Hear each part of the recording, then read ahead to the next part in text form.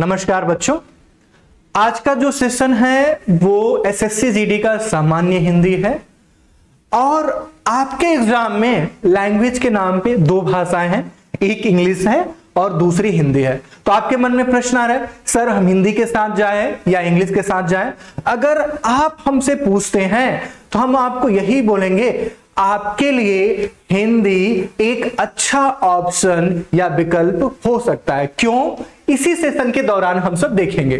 दूसरी बात, इसी लेक्चर में हम सब हिंदी का सिलेबस क्या है, हर एक टॉपिक का वेटेज क्या है, हिंदी को प्रिपेयर कैसे करें और साथ ही साथ क्या रिसोर्स होंगे और कैसे क्वेश्चन, कितनी सामान्य कितने सरल क्वेश्चन आपके एग्जाम में पूछे गए हैं, वो क्वेश्चन का लेवल और क्वेश्चन का मॉडल भी देखेंगे।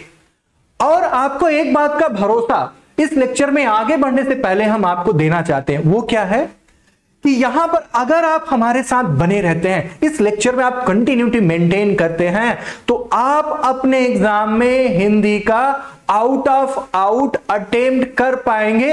ये हम 100% भरोसे से आपसे कह सकते हैं।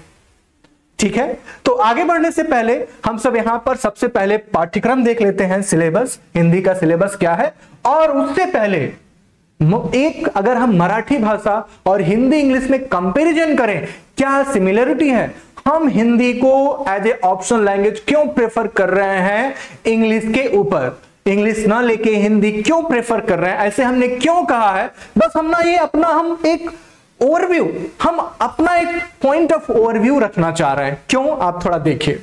अगर हम मराठी और इंग्लिश हिंदी का एक एग्जांपल यहां पर लेते हैं, देखिए मराठी में क्या लिखा है, एक एग्जांपल पहला, ऐसा कैसा, हिंदी में इसको कैसे बोलते हैं, ऐसे कैसे, और वहीं इंग्लिश में क्या बोलेंगे, लाइक दिस हाउ।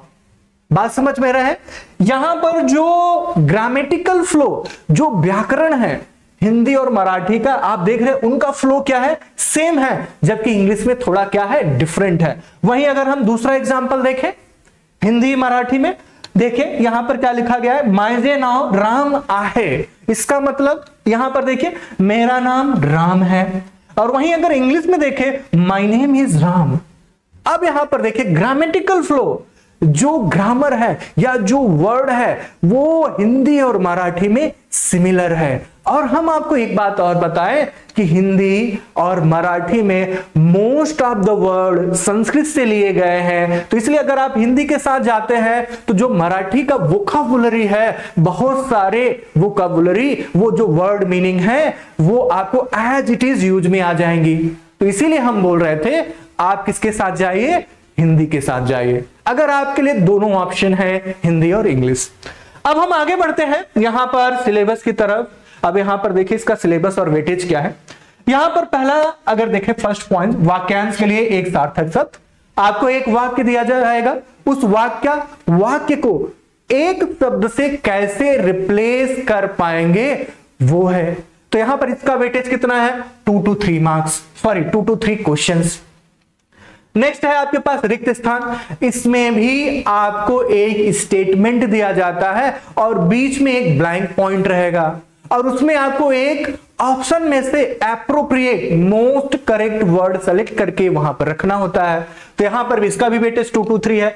वाक्य शुद्धि पॉइंट नंबर 3 और पॉइंट नंबर से यहां पर देखिए 6 को, वाक्य शुद्धि, शब्द शुद्धि, यहां पर देखिए इसमें इसका वेटेज कितना है, 1 to 2 मार्क्स का है। वहीं पर फोर्थ पॉइंट अगर हम देखें, संज्ञा, सर्वनाम, विशेषण, एडजेक्टिव, यहां पर आपको एक वाक्य दिया जाएगा, क्या संज्ञा के अनुरूप उसका विशेषण यूज किया गया है या उसमें जो भी कारक यूज हुए हैं क्या वो सही कारक यूज हुए हैं, या जो क्रिया यूज हुई है, वर्ब जिसको बोलते हैं, क्या वो सही तरीके से यूज हुआ है। तो यहां पर उसके बेसिस पे यहां पर क्वेश्चन बन सकते हैं। साथ ही साथ में एक सेंटेंस दिया जाएगा, वहां पर क्या हो सकता है, आपको यहां पर अंडरलाइन होगा, ये कौन सी संज्ञा है, ये कौन सा विशेषण है और ये कौन सी क्रिया है, वो आपको बताना है। तो ये अभी देखेंगे तो लेटेस्ट में कुछ ही में यहां पर क्वेश्चन पूछे गए। इससे पहले कि अगर और थोड़ा पुराने पेपर देखेंगे तो वहां पर इसके ऊपर क्वेश्चन कम होते थे, लेकिन अभी 2 पेपर देखेंगे यहां पर 2 क्वेश्चन लगभग पूछ लिए गए हैं संज्ञा सर्वनाम से। टाइप ऑफ नाउन और प्रोनाउन क्या है आपको बस आइडेंटिफाई करना है, ठीक है। नेक्स्ट पर्यायवाची मतलब सिनोनिम्स, अगर एक शब्द दिया गया है उसी का दूसरा शब्द क्या हो सकता है। एग्जाम्पल जैसे हम बोले कमल, कमल का दूसरा शब्द क्या हो सकता है, तोयज, पंकज भी हो सकता है। तो एक एग्जाम्पल के थ्रू हमने बताया कि सिनोनिम्स। और एक बात ध्यान रखिए, जो ये पर्यायवाची शब्द सिनोनिम शब्द है, अगर आपने ये प्रिपेयर किया है तो इसका विलोम क्या होता है वो भी आप वहां से निकाल सकते हैं। इसका मतलब क्या है, ये कुछ है नहीं, एक तो वोकाबुलरी मतलब वर्ड मीनिंग ही तो प्रिपेयर हो रही है। एक चीज के अलग अलग वर्ड अगर हम यूज करते हैं उसी को आप सिनोनिम्स बोलते हैं, उसी का अपोजिट वर्ड यूज करते हैं उसी को हम विलोम करते हैं। विलोम भी देखेंगे 1 से 2 क्वेश्चन हमेशा आते हैं। तो पर्यायवाची शब्द का वेटेज लगभग कितना होता है, 2 के आसपास इसका वेटेज है। ठीक है, नेक्स्ट विलोम शब्द, एंटोनिम्स, इसको आप जानते हैं, आपने 9वीं 10वीं में पढ़ा हुआ होगा, विपरार्थक शब्द। यहां पर इसका वेटेज कितना है, 1 क्वेश्चन मतलब 2 मार्क्स का है। वर्तनी नेक्स्ट है, वर्तनी का मतलब क्या है, स्पेलिंग। जैसे हम इंग्लिश में कुछ लिखते हैं तो कहीं वहां स्पेलिंग मिस्टेक हो जाते हैं, प्रोनाउंसिएशन में भी सेम, जैसे पेन पेन, तो आपको कहां कैसे यूज करना है, क्या जो आपने वर्ड लिखा है उसकी स्पेलिंग सही है। ऐसे हिंदी में भी होता है, आपने कोई शब्द लिखा, क्या वहां पर जो स्पेलिंग लिखी है या जो उसकी मात्राएं हैं क्या जो लगनी चाहिए वो है या नहीं है, इसको आइडेंटिफाई कर सकते हैं तो आपका यहां से 1 क्वेश्चन मतलब 2 मार्क्स फिक्स हो गया। नेक्स्ट आप देखिए मुहावरे लोकित्या, हम ऐसे बहुत सारे मुहावरे जानते हैं जो डेली लाइफ में यूज करते हैं। ये सामान्य हिंदी है, मतलब बोलचाल की हिंदी है, ये साहित्यिक हिंदी या लिटरेचर हिंदी नहीं है, इसलिए आपको डरने की जरूरत बिल्कुल नहीं है। जो हम आप यूज करते हैं, बस एक मुहावरा दिया जाएगा, उसका भाव या अर्थ क्या होगा, बात समझ में आ रही है। नेक्स्ट गद्यांश, एक गद्यांश होता है, इस गद्यांश के ऊपर एक पूरा पैराग्राफ दिया जाएगा और उसमें बीच बीच में आपको ब्लैंक दिया जाएगा और ब्लैंक के ऊपर आपके पास 5 क्वेश्चन बन सकते हैं और उसको आप एक एप्रोप्रिएट वर्ड से फिलअप करना होगा। वो सही शब्द वहां पर क्या होगा वो इसके ऊपर क्वेश्चन बनाए जाएंगे और इसका वेटेज कितना है, 5 क्वेश्चन मतलब 10 मार्क्स। तो ये था सिलेबस और इसका वेटेज। और इसके बाद हम सब यहां पर आ जाते हैं। देखिए अगर 2022 में देखें आपके पास 76 शिफ्ट हुए हैं। अब इसको टोटल जो आपने देखा हुआ है उसको थोड़ा समराइज करें। हम समराइज करें तो पहला पॉइंट क्या है, त्रुटि आधारित वाक्य शुद्धि, शब्द शुद्धि, वर्तनी। यहां पर आप देख लीजिए, यहां पर उसको मिला के टोटल कितने क्वेश्चन पूछे गए हैं, 477 क्वेश्चन पूरे 76 शिफ्ट में। पर शिफ्ट कितना आएगा, 6 to 7 क्वेश्चन आया। कितना आ रहा है, 6 to 7 क्वेश्चन। नेक्स्ट यहां पर पर्यायवाची और विलोम, यहां पर देखिए सिनोनिम्स एंटोनिम्स, यहां पर टोटल क्वेश्चन 150 + 85 पर क्वेश्चन कितना आ रहा है, 2 to 3 क्वेश्चंस। कितने आपसे पूछे जा रहे हैं, 2 to 3 question, 2 to 3 questions. Next वाक्यांश के लिए एक शब्द, कोई एक आपके पास स्टेटमेंट होगा और उसके लिए आपको एक शब्द से रिप्लेस करना है आपको, ठीक है। तो यहां पर नेक्स्ट आपके पास मुहावरे लोकित्या हमने बताया, यहां पर 2 से 3 लिखा गया है, आप 1 से 2, इसका वेटेज आपके पास 1 से 2 क्वेश्चन का होता है मुहावरे का। उसके बाद गद्यांश आपने देखा है, गद्यांश का वेटेज यहां पर शिफ्ट, अगर गद्यांश का वेटेज देखिए 5 to 6 क्वेश्चन, गद्यांश का वेटेज कितना है, 5 to 6 क्वेश्चन। और अभी एक 6 पॉइंट छूटा हुआ है यहां पर, अगर आप देखें तो रिक्त स्थान की पूर्ति, एक कंप्लीट स्टेटमेंट्स में कहीं एक ब्लैंक पॉइंट होगा, उस ब्लैंक पॉइंट से जो फिलअप करना था उसका वेटेज 2 to 3 क्वेश्चन यहां पर है पर शिफ्ट। मतलब आपके क्वेश्चन में क्या वेटेज है आपने देखा उससे पहले, यहां पर हमने इसको समराइज भी कर दिया। अब नेक्स्ट बात आती है, क्या बात आती है कि ये 2023 पेपर का लेवल क्या था और लोगों ने कितना अटेम्प्ट किया, एवरेज अटेम्प्ट क्या है, तो वो देख सकते हैं। इंग्लिश और हिंदी का मिक्स देख सकते हैं।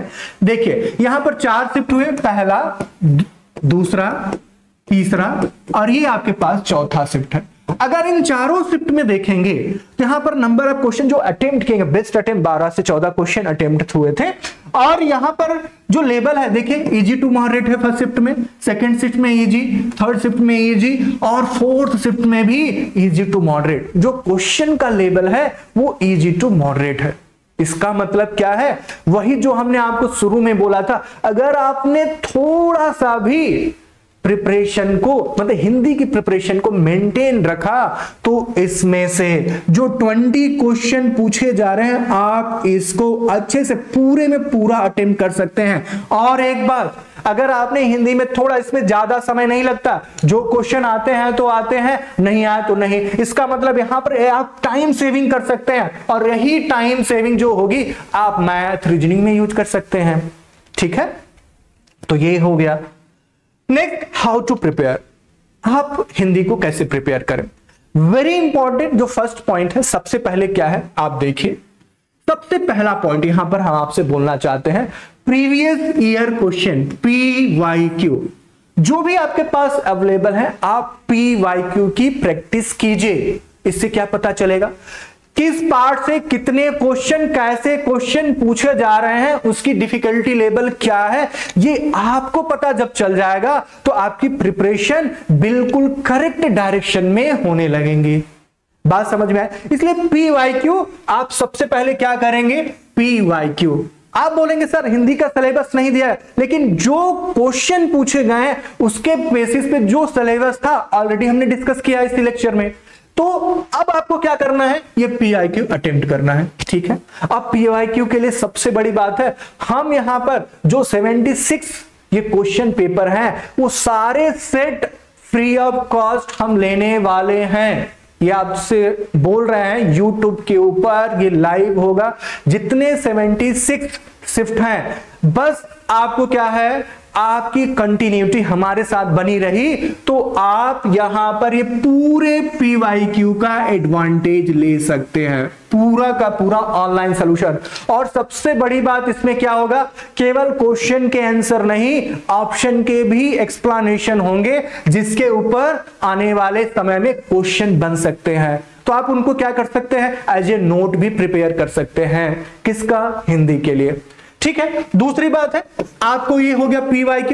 दूसरा, कोई एक बुक, आपको कोई एक बुक जो आपको अच्छी लगे, आप एक ही बुक, कुछ हमारे बच्चे क्या होते करते हैं, वो एक ही सब्जेक्ट के लिए कई बुक, 1 2 3 4 कई बुक ले लेते हैं। गलत बात है, कोई एक ही बुक रेफर कीजिए और उस बुक को आप कंप्लीट करने की कोशिश कीजिए। आपकी प्रिपरेशन ऑटोमेटिकली क्या होगी, 100% की तरफ अप्रोच करेगी। ठीक है, फिर उसके बाद तीसरी बात करें, कोई एक कोचिंग लेक्चर्स अगर आपको जरूरत पड़ती है तो आप किसी एक, आपको किसी गाइडेंस के लिए कोई भी कोचिंग जहां से आपको अच्छा समझ में आता है, जिसके साथ आपकी अच्छी ट्यूनिंग होती है, आप उनके साथ ज्वाइन हो जाइए और आप उनको फॉलो कीजिए। कुछ बच्चे हमें क्या करते हैं, जैसे मान लेते हैं एक ही सब्जेक्ट, मान लेते हैं हम प्रोनाउन उनको सीखना है, तो प्रोनाउन के ऊपर 1 2 3 4 5 6 7 8 ऐसे कई कोचिंग के वो लेक्चर देख लेते हैं, और लेक्चर देखने में मैक्सिमम टाइम केवल प्रोनाउन के प्रिपरेशन में वेस्ट करते हैं। आपको ऐसा नहीं करना है। आपको प्रोनाउन या ये सामान्य हिंदी में PhD नहीं करनी है, बस एग्जाम में क्वेश्चन को अटेम्प्ट करना है। और सामान्य हिंदी की सामान्य प्रिपरेशन, और इसमें नंबर आप कॉन्सेप्ट को कवर करने हैं, ना कि डेप्थ कवर करना है। ध्यान दीजिए, बार बार हम क्या बोल रहे हैं, आपको डेप्थ बहुत ज्यादा नहीं बढ़ानी है, आपको नंबर आप कॉन्सेप्ट कवर करने हैं। जैसे विशेषण कितने टाइप के होते हैं, आपके सर्वनाम कितने टाइप के होते हैं, संज्ञा कितने टाइप का होता है, ऐसी चीजें, आपको कारक कितने टाइप के होते हैं, उनकी क्या पहचान है, आपको ये कवर करने हैं। ठीक है, तो उसकी बात हो गई। तो आप यहां पर ये तीनों बातें हमें लगता है आप ध्यान में रखेंगे, आप इसको कंटिन्यूटी मेंटेन करेंगे तो आपकी प्रिपरेशन हिंदी की बहुत अच्छी हो जाएगी। नेक्स्ट, यहां पर लेवल ऑफ क्वेश्चंस, यहां पर अब आपसे हमने कहा था शुरू में ही, हम यहां पर कुछ क्वेश्चन के मॉडल देखेंगे। अब देखिए, आपने, हम ये भरोसा करते हैं, आपने अगर कभी भी हिंदी की प्रिपरेशन नहीं किए हुए हैं, फिर भी जो एग्जाम में क्वेश्चन आए हुए हैं इसको आप पढ़िए, और हमें ये पूरा भरोसा है, बहुत सारे बच्चे, आप ऑप्शन में यहां पर चैट बॉक्स में टाइप भी कर दीजिए, इसमें आंसर क्या आएगा। आपने पढ़ा नहीं है, भले नहीं पढ़ा है, फिर भी ऐसे क्वेश्चन को आप टाइप कर सकते हैं, इसका ऑप्शन आप टिक कर सकते हैं। देख लीजिए, बहुत बच्चों ने टिक कर दिया यहां पर ऑप्शन में भी। आप जरूर बेटा, यहां पर जितने भी हम क्वेश्चन लेंगे, आंसर करने से पहले चैट बॉक्स में आप टाइप कर दीजिए, इससे आप मैच भी कर लेंगे हमने कितने करेक्ट किए। बात समझ में आ गई। अब आप देखिए यहां पर क्या है, इसमें कोई त्रुटि है या नहीं। अगर त्रुटि नहीं है तो कोई त्रुटि नहीं, आप ऑप्शन सेलेक्ट करना है। देखिए सरदार भगत सिंह ने फांसी पर चढ़ना पड़ा। अब आपको ये पढ़ के अच्छा लग रहा है क्या?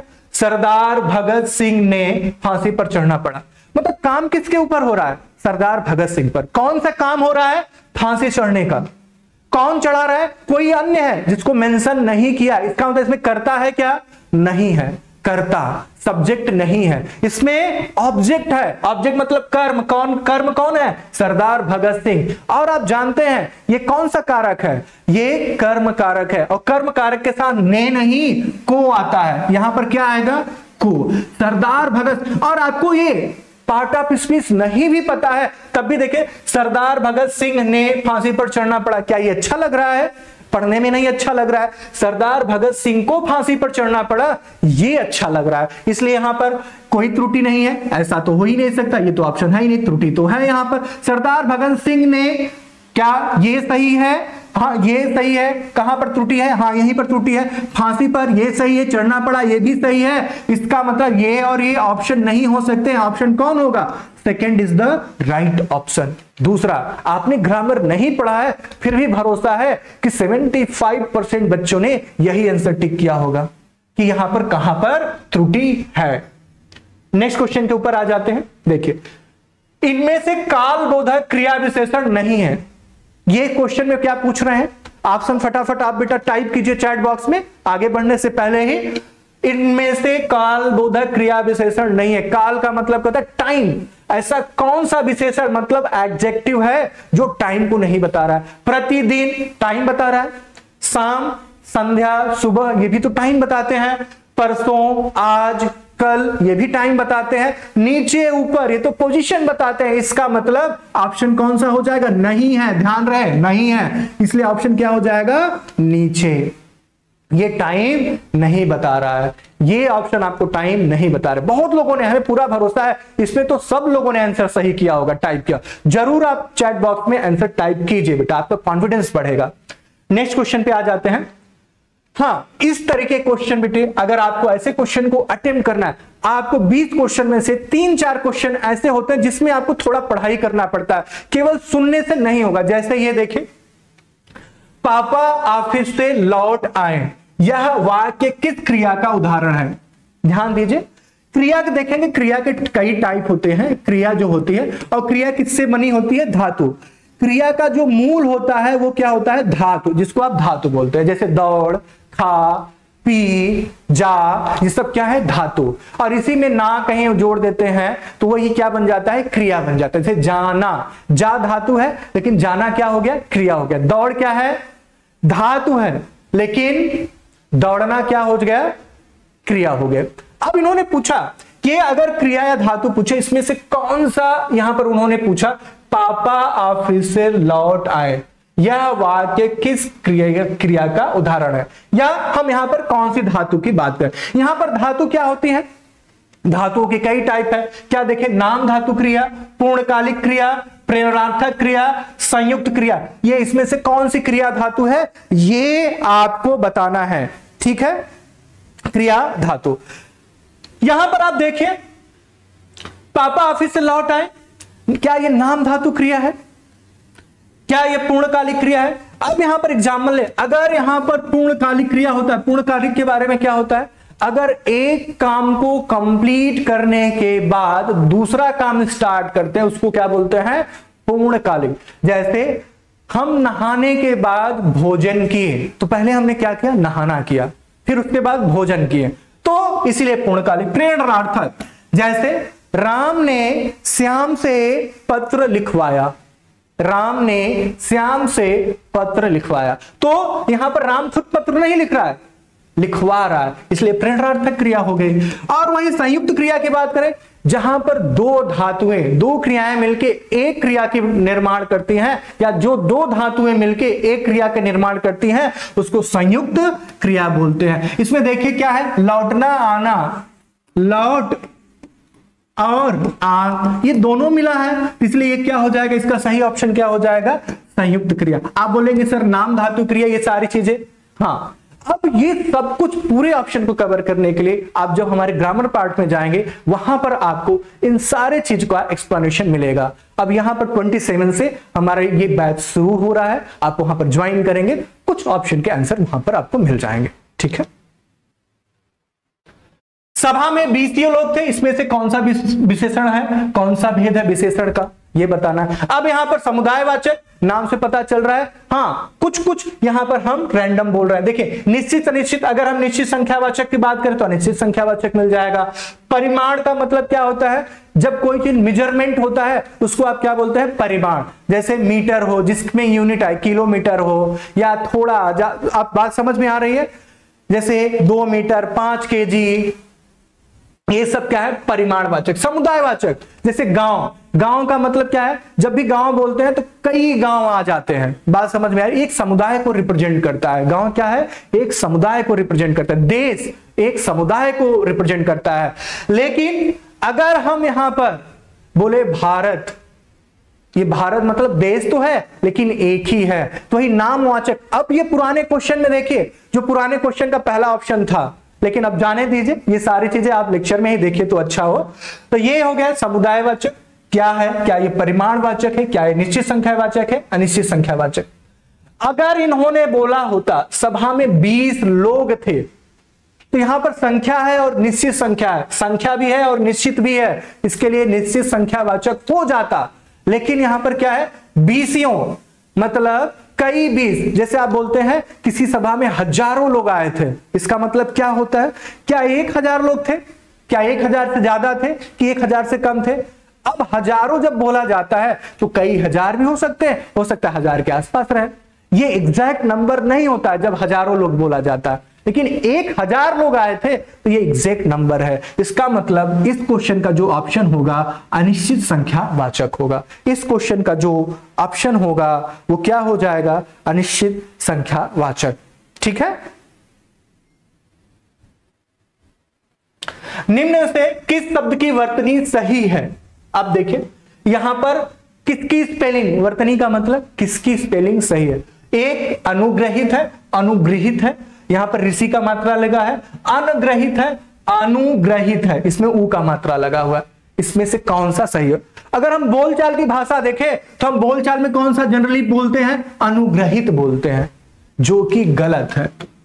अनुग्रहित नहीं होता है, यहां पर ऋषि का मात्रा लगता है, ऋषि का, तो अनुग्रहित मतलब सही स्पेलिंग किसकी है, अनुग्रहित का है। इसमें से किसकी वर्तनी, किसकी स्पेलिंग सही है, तो ऑप्शन जो 2 है उसकी स्पेलिंग सही है। बात समझ में आ रही है। तो ऐसे ही आपको यहां पर क्वेश्चन आप देख सकते हैं। हाँ, कुछ क्वेश्चन सामान्य हिंदी में ऐसे हम बात करते हैं जहां पर क्या होता है, वहां पर आपको लगता है कि हम सही बोल रहे हैं लेकिन ग्रामेटिकली वो सही नहीं होता है। इसका थोड़ा ध्यान देंगे तभी हम बोले कि आप 20 में 20 ला सकते हैं। सामान्य हिंदी बोलचाल के भी यूज करते हैं तो 12, 13, 14 प्रश्न आप ऐसे ही अटेम्प्ट कर सकते हैं। लेकिन अगर आप पढ़ाई करते हैं तो आप एग्जैक्ट, आपको कोई डाउट नहीं होगा कि हम यहां पर गलत अटेम्प्ट कर रहे हैं कि सही, आप हमेशा सही ही अटेम्प्ट करेंगे। ठीक है, नेक्स्ट क्वेश्चन के ऊपर अगर देखें, अब यहां पर देखें जिसका कोई शत्रु पैदा ही ना हुआ हो, इसको एक शब्द से, आपने सिलेबस में देखा था, इसको एक शब्द से रिप्लेस करना है। अब आपको देखिए अजात शत्रु, शत्रुघ्न, शत्रुहीन, शत्रुविहीन। हालांकि यहां पर आप देख सकते हैं इसका क्या क्या ऑप्शन हो सकता है। अगर हम चारों ऑप्शन को यहां पर एक्सप्लेन करें, अजात शत्रु से पहले यहां पर शत्रुविहीन, पहले हम चौथे ऑप्शन को आ सकते हैं। शत्रुविहीन का मतलब क्या होता है, जिसका कोई यहां पर शत्रु रहित हो, जिसके पास अब शत्रु ना हो, मतलब शत्रु ही ना हो, शत्रु रहित। चौथा ऑप्शन शत्रु रहित, शत्रु ना हो उसको शत्रुविहीन। मतलब मान लेते हैं कोई युवराज है, उस समय उसके पास जन्म से तो शत्रु थे, लेकिन वो जब बड़ा राजा बना सारे शत्रुओं को मार दिया, तो क्या हो जाएगा, शत्रुविहीन। ये तो ये हो गया चौथा ऑप्शन। नेक्स्ट, अगर शत्रुहीन की बात करें, शत्रुहीन की बात करें, शत्रुहीन का मतलब वो व्यक्ति जो अपने शत्रुओं को बिल्कुल कम कर दे। क्या, शत्रुओं को बहुत कम कर दे। बात समझ में आ रही? शत्रु तो थे लेकिन उनको क्या किया, लड़ाइयां करके उनकी मात्रा, उनकी संख्या बहुत कम हो गई। शत्रुहीन, हीन का मतलब यहां बहुत नगण्य शत्रु जिसके पास हो, बहुत कम शत्रु, उसको बोलते हैं शत्रुहीन। ठीक है, शत्रुहन। अब ये शत्रुहन का मतलब क्या हो जाता है, जो शत्रुओं पर विजय अंकुश प्राप्त कर लेता है उसको बोलते हैं शत्रुहन। भगवान राम के 4 भाई थे, चौथे भाई जो शत्रुहन, उन्हीं के नाम का यह पर्याय है।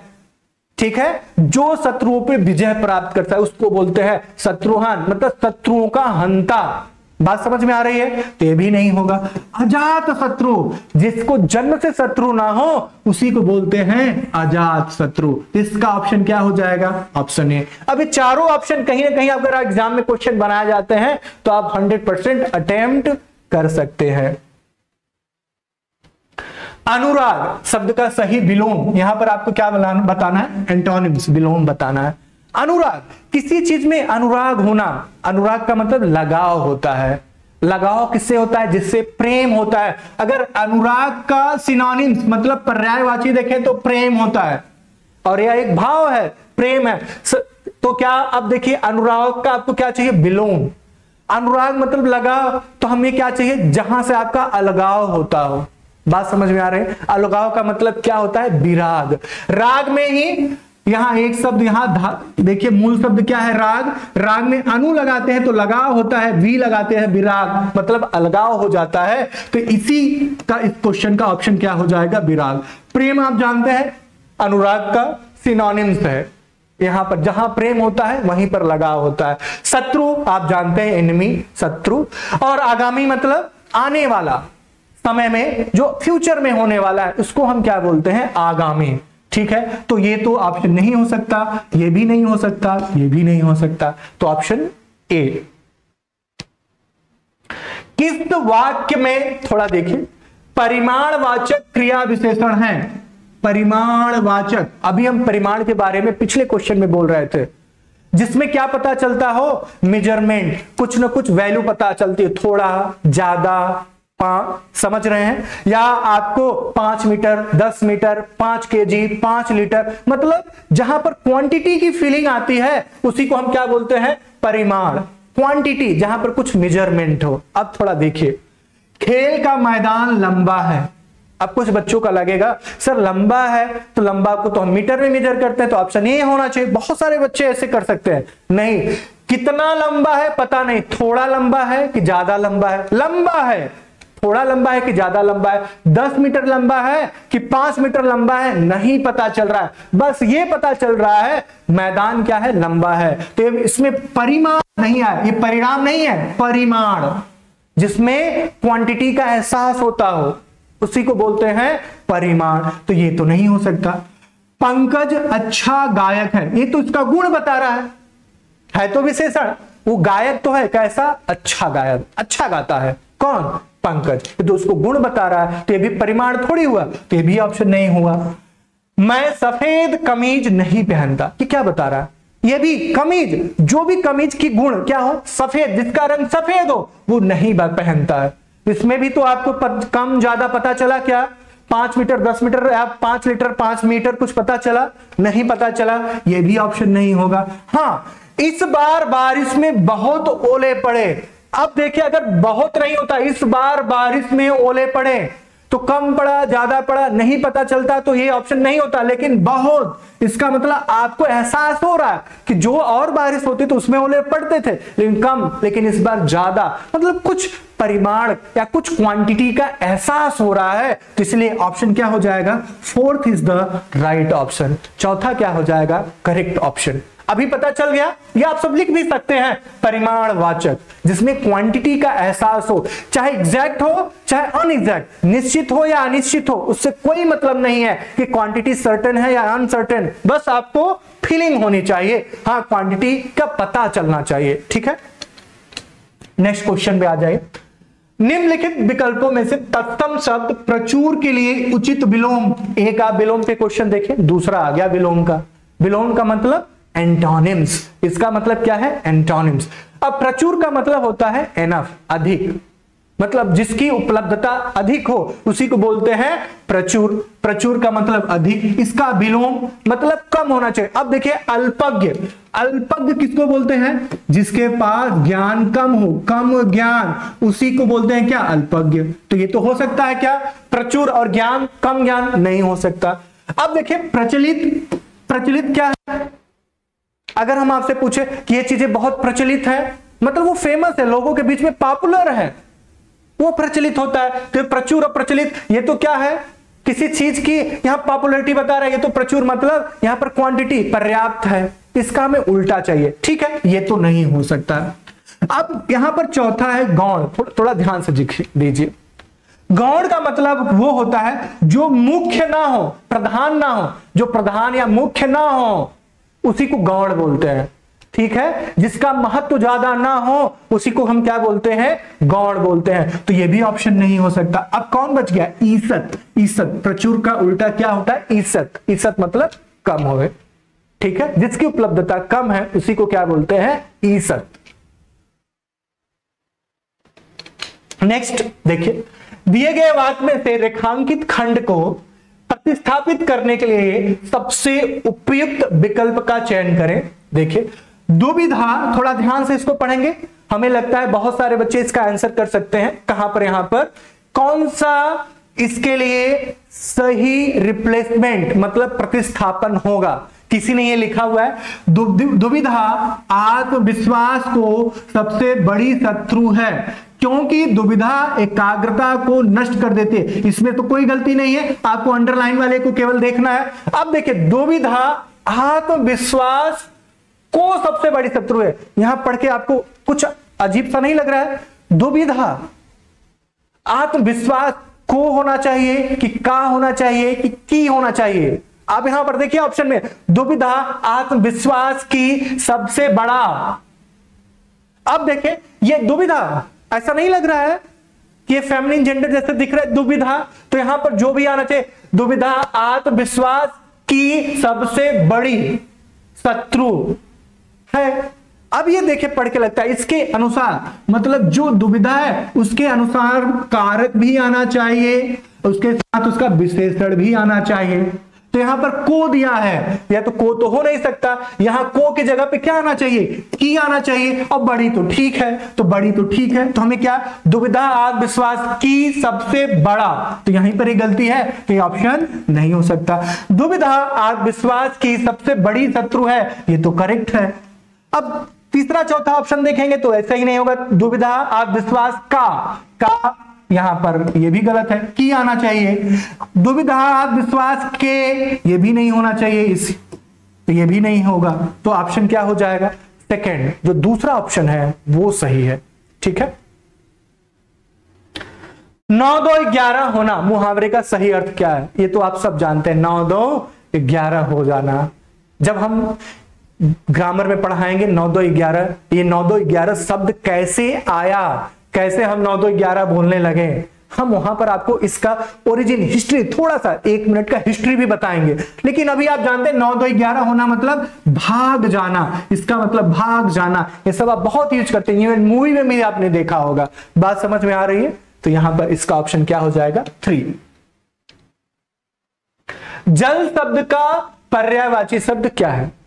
अब जल शब्द का आपको पर्यायवाची, तो आप बोलते हैं सर जल का तो पानी भी होता है, बिल्कुल पानी होता है।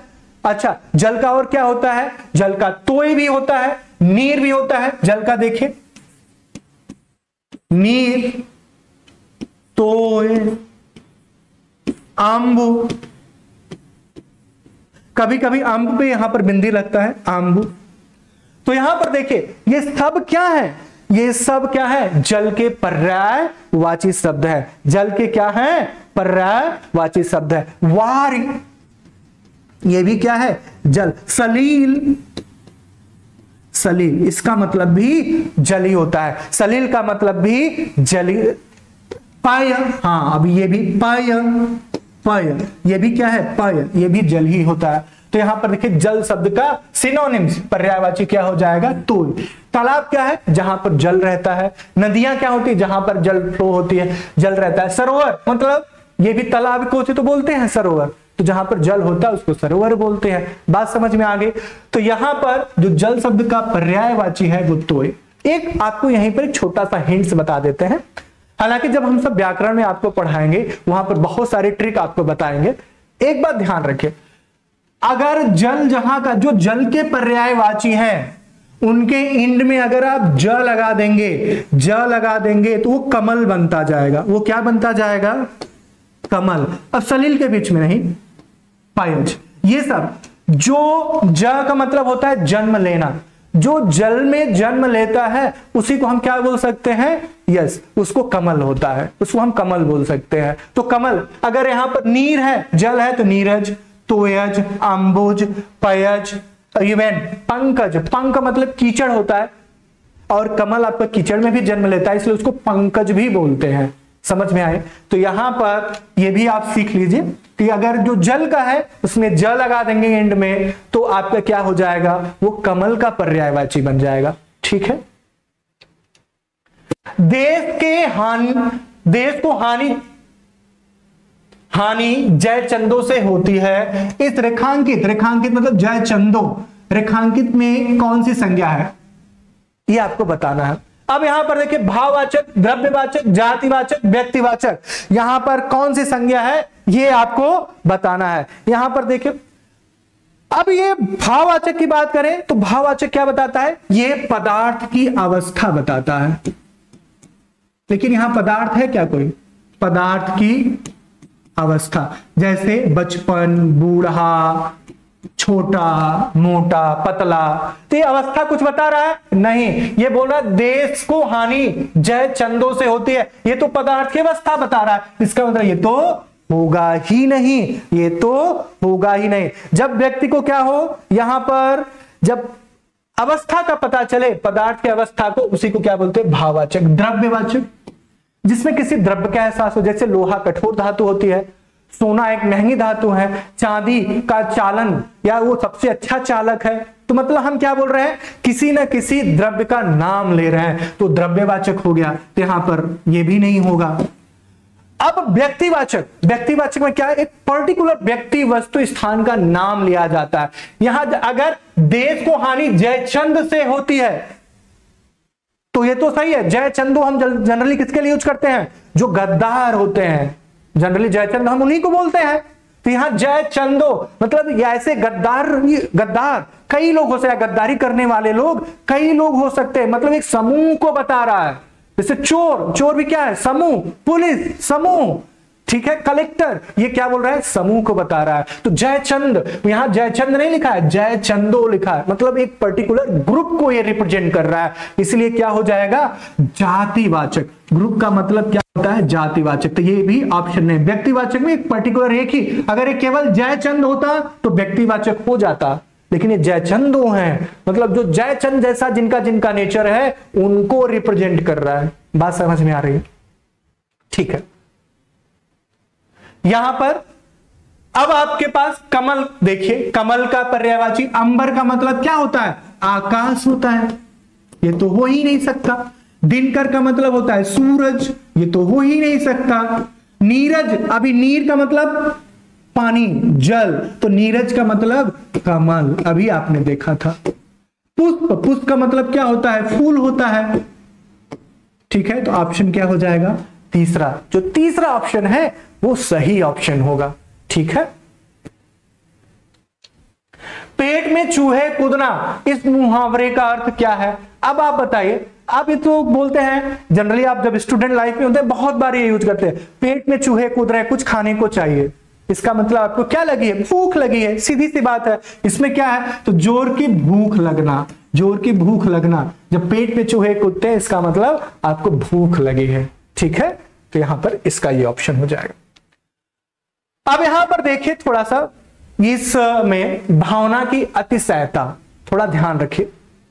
जब भी आप पैसेज पढ़ेंगे वहां शब्द का अर्थ पता होना वेरी इंपॉर्टेंट है। अतिशयता, ये जो शब्द है बहुत इंपॉर्टेंट है। अतिशयता, अतिशयता का मतलब अधिक तो होता है, अधिक। अतिशयता का मतलब एनफ तो होता है, अधिक तो होता है, लेकिन ये जनरली नेगेटिव सेंस में यूज किया जाता है। जैसे अति हर चीज के अगर हो तो वो विनाश का कारण, अति किसी भी चीज की विनाश का कारण बनते हैं। अति, जब ईगो होता है व्यक्ति के अंदर, अहंकार होता है, तब वो अति करता है, हर चीज एक्सट्रीम। बात समझ में आ रही है? तो यहां पर अतिशयता, यहां प्रचुरता नहीं बोली गई है, पॉजिटिव सेंस नहीं लिया गया, नेगेटिव सेंस लिया गया है। अब ये ध्यान दीजिए, इसका मतलब पैसेज की जो शुरुआत है वो किससे है? नेगेटिव सेंस से। देखिए, भावना की अतिशयता जिस प्रकार अंधविश्वास को उत्पन्न करती है, बुद्धि की वन डैश को दानव बना देती है। अब वन की जगह पे क्या आएगा? ठीक है, हम देख लेते हैं क्वेश्चन यहीं पर। गद्यांश के रिक्त स्थान वन के लिए क्या आएगा? महानता, बुद्धि की महानता दानव बनाएगी। अगर आप बुद्धि से महान हो, क्या दानव बनेंगे? अच्छे आदमी बनेंगे कि दानव? अच्छे आदमी बनेंगे। न्यूनता, अगर आप बुद्धि आपके पास कम होगी तो क्या आप दानव बनेंगे? बिल्कुल नहीं, आप मूर्ख, या कोई व्यक्ति वो मूर्ख बनता है कम बुद्धि होने से, वो दानव नहीं बनता है। हीनता, हीनता मतलब वही हो गया, बुद्धि की न्यूनता और हीनता एक दूसरे के पर्यायवाची है। बुद्धिहीन मतलब कम बुद्धि टाइप के लोग हैं, तो दानव नहीं। हाँ, अतिशयता, नेगेटिव सेंस में अधिक बुद्धि होना, ये मनुष्य को दानव बना देती है। नेगेटिव सेंस में अधिक होना, ठीक है, जैसे आतंकवादी, क्या उनके पास बुद्धि नहीं होती है? बहुत बुद्धि होती है, लेकिन हाँ, वो गलत जगह पे यूज करते हैं। अतिशयता, अब बात समझ में आ रही है? इसका ऑप्शन क्या हो जाएगा? अतिशयता। आगे के क्वेश्चन में आ जाते हैं, और आज हम यहां पर अतिशयता, बुद्धि की अतिशयता, बुद्धि की अतिशयता को दानव बना देती है, बुद्धि बना देती है। आज हम जिस युग में जी रहे हैं वो सचमुच ही डैश ठीक उसी प्रकार मनुष्य को बर्बरता का युग है। अब यहां पर सचमुच ही डैश, अब यहां पर देखिए, अभी हमें क्या, आज हम जिस युग में जी रहे हैं वो सचमुच ही ठीक उसी प्रकार मनुष्य डैश के बाद बर्बरता के युग है। अब डैश में क्या क्या है उसको थोड़ा देख लीजिए। डैश, गद्यांश के रिक्त स्थान 2 के लिए क्या सर्वाधिक उपयुक्त है? बौद्धिक, शारीरिक, मानसिक, भौतिक। अब ये देखिए, भौतिक मतलब क्या होता है? जो हमें मटेरियलिस्टिक, जो हमें दिखाई देता है उसको क्या बोलते हैं? मटेरियलिस्टिक। और नेक्स्ट क्या है? मानसिक, शारीरिक, बौद्धिक। जब आपने पहले ही गद्यांश से शुरू की, तो आप कहां से शुरू की? आपने अंधविश्वास मतलब फीलिंग, मतलब कोई आप बिलीफ सिस्टम से शुरू किया हुआ है। फिर वहां पर क्या आया? बुद्धि आया हुआ है। वहां पर शरीर की तो आपका कोई व्याख्या ही नहीं, कोई एक्सप्लेनेशन ही नहीं आ रहा है, तो यहां पर तो ये भौतिक और शारीरिक तो होगा नहीं। आपके पास ये 2 ऑप्शन तो चले जाएंगे, या तो होता है बौद्धिक या होता है मानसिक। अब हमें बताएं, अगर आपकी कुछ चीजें विकास हो रही हैं, अगर हम विकास हो रही हैं, तो आप किसी चीज की जो बर्बरता का विकास हो रहा है, बौद्धिक होगा कि मानसिक? किसी को लग सकता है सर ये मानसिक बर्बरता।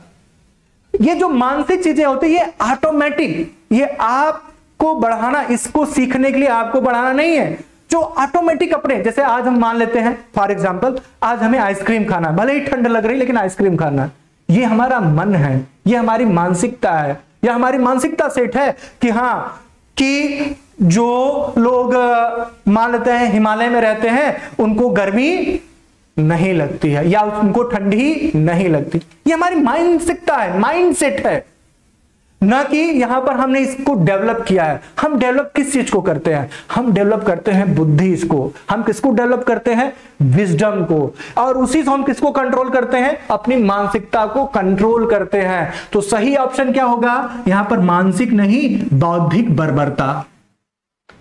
ठीक है, यहां पर सबसे अच्छा ऑप्शन क्या हो जाएगा? बौद्धिक बर्बरता।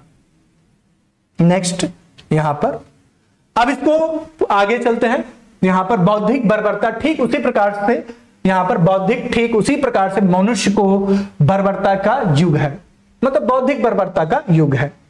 जीवन के सारे डैश उलट पुलट हो गए हैं। अगर ये बौद्धिक बर्बरता होती है तो सबसे पहले आप क्या उलट पलट कर देंगे? इसका मतलब समाज में सामाजिकता नहीं रही। सामाजिकता कहां से आती है?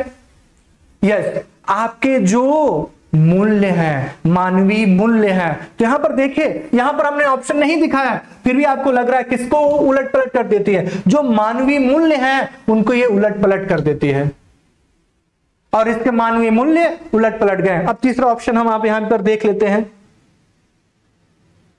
देखिए गद्यांश के रिक्त स्थान अधिकार, अधिकार उलट पलट गए हैं। अगर आपने बौद्धिक बर्बरता बढ़ा रहे हैं या बुद्धि का दुरुपयोग कर रहे हैं तो आपके अधिकार बढ़ते हैं क्या? नहीं, आप अधिकार बढ़ाते हैं, बढ़ते नहीं है। कोई आपको बढ़ने नहीं देता है, आप भले बढ़ा लें दुरुपयोग करके। ठीक है, क्या आपका लक्ष्य बदल जाता है कि नहीं? हाँ, हमें माउंट एवरेस्ट पे चढ़ना था, नहीं अभी हमें माउंट एवरेस्ट पे नहीं चढ़ के हमें क्या करना है? हाँ, सागर में तैरना है। इससे तो बहुत इरिलेवेंट चीजें हैं। हाँ, क्या आपके चौथा ऑप्शन में देख लें साधन, क्या बौद्धिक बर्बरता से आपके साधन क्या मोटरसाइकिल से चल रहे हैं या कोई चीज आप कोई फैसिलिटी का यूज कर रहे हैं, उस फैसिलिटी को बदलकर दूसरी फैसिलिटी पे जाएंगे, आपके लिए क्या कंपलसरी हो जाता है? ये तो आप पर डिपेंड करता है। मतलब ये तीनों ही ऑप्शन क्या है? इरिलेवेंट है। तो क्या उलट पलट करता है? बौद्धिक बर्बरता मानवीय मूल्य को। तो यहां पर क्या हो जाएगा? आपका ऑप्शन जो 3 है वो सही ऑप्शन है। ठीक है, नेक्स्ट, सॉरी पहले गद्यांश पे आ जाते हैं। तो ये मूल्य हो गया, और मनुष्य भूल गया है कि उसका डैश जितना नहीं बल्कि जीतना नहीं, बल्कि उसको समस्त मानव समाज को जीवित रखने में है। अब इसका मतलब क्या है? मनुष्य यह भूल गया है कि उसका अगर मूल्य उलट पलट गए, वो क्या अपना भूल रहा है? वो अपना धर्म, कौन सा? मानवीय धर्म भूल रहा है। या तो आंसर क्या होना चाहिए? मानवीय धर्म होना चाहिए या धर्म हो। तो बात समझ में आ रही? तो हम सब देखते हैं क्या होता है। देखिए, गद्यांश के रिक्त स्थान के लिए क्या सर्वाधिक उपयुक्त शब्द होगा? कार्य। वो अपना काम भूल गया है, बौद्धिक बर्बरता। वो तो जो काम करना है बर्बरता को तो करता ही रहेगा। क्या अपना अधिकार भूलता है? वो अधिकार बल्कि भूलता नहीं है, बल्कि दूसरों को अधिकार को भी अपने अधिकार में लेना चाहता है। बौद्धिक बर्बरता तो इसी को बोलते हैं, हम किसी और को अधिकार नहीं देंगे। ठीक है, क्या दूसरों को हित? अगर बौद्धिक बर्बरता है तो केवल हित, आपको हित कि किसी का, आप जानते हैं, एक बात ध्यान रखें, अगर आपकी बौद्धिक बर्बरता बढ़ती है तो किसी का हित होगा तो किसी का अहित भी होगा। जो आपके ग्रुप में आएगा उसका हित होगा, जो आपके ग्रुप में नहीं रहेगा, आपकी मानसिकता का नहीं होगा, उसका अहित भी होगा। तो यहां पर सबसे अच्छा शब्द क्या है? धर्म, मानवीय धर्म। वो किसको भूल रहा है? मानवीय धर्म को भूल रहा है। ठीक है,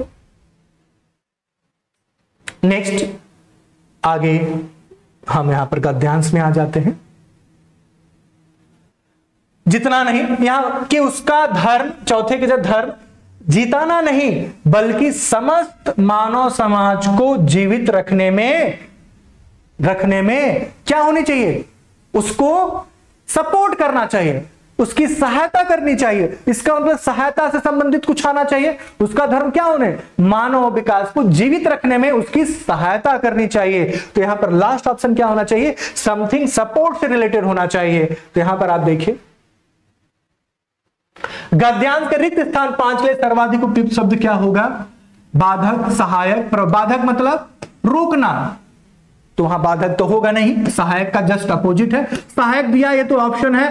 प्रवर्तक, प्रवर्तक क्या है? जब कोई व्यक्ति किसी चीज का संचालन करता है, उसको चलाता है, उसी को क्या बोलते हैं? प्रवर्तक। ठीक है, प्रवर्तक मतलब किसी चीज को संचालन या चलाने को जो चलाता है उसी को हम क्या बोलते हैं? प्रवर्तक। ये तो होता ही नहीं है। उन्नायक किसको बोलते हैं? जब कोई व्यक्ति किसी भी चीज को ऊपर की तरफ लेके जाता है, उसका विकास करके ऊपर की तरफ लेके जाता है, उसका और विकास करता है, उसको उन्नायक बोलते हैं। तो उन्नायक भी नहीं हो सकता, तो क्या होगा? सहायक होता है। ये बात समझ में आई? तो आपने देखा कैसे क्वेश्चन पूछे गए हैं, ये सारे क्वेश्चन आपको पूछे गए हैं। ठीक है, तो ये आपने जितने प्रीवियस ईयर में क्वेश्चन आए हैं आपने देख लिया हुआ है। अब यहां पर इसी से रिलेटेड हमने ये एसएससी जीडी का एक सिंघम बैच हमने लॉन्च कर दी है। ये 27 नवंबर से चलेगी। अब आपको जिनको हिंदी में अच्छा मार्क्स ले आना है, जिनको अच्छा परफॉर्म करना है, आप इस बैच को ज्वाइन कर सकते हैं। अगर आपको लगता है कि हाँ हमें सीखने की जरूरत है तो आप इस बैच को जरूर ज्वाइन कीजिए और अपने स्टडी और अपने तैयारी को इंप्रूव कीजिए। हमने जो शुरू में बोला था, आपका टारगेट सिंघम बैच का मतलब अब इस बार हिंदी में पूरा ही अटेम्प्ट कर जाना है।